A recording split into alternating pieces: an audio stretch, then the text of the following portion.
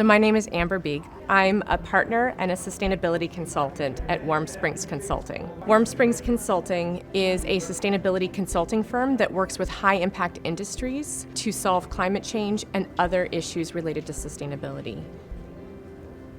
I'm here today speaking at CIM Vancouver. It's been really interesting to be here at this conference. What I'm really inspired by is how many people are in this conversation around how do we get to net zero carbon emissions.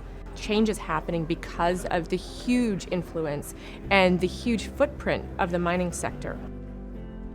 50 companies are responsible for over half of global greenhouse gas emissions, and 20 of those are mining companies.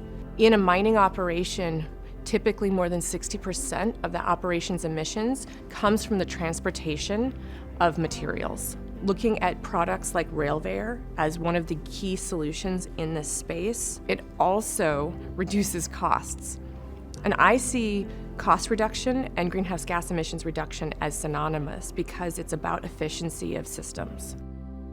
We analyzed 7 different haulage systems.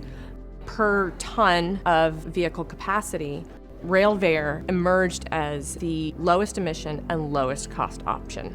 We have seen that the lower energy, labor, and maintenance costs associated with Railveyor can significantly reduce haulage costs per ton and contribute to a higher overall project net present value.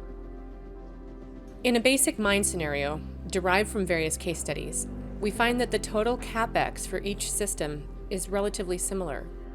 CapEx here includes both the equipment itself and the infrastructure costs like roads and rail. However, the operating expenses over a 10-year period show Railveyor's economic advantage. Adding in total carbon cost would give another marginal edge to Railveyor, a factor that would be multiplied if, when, and where carbon pricing increases.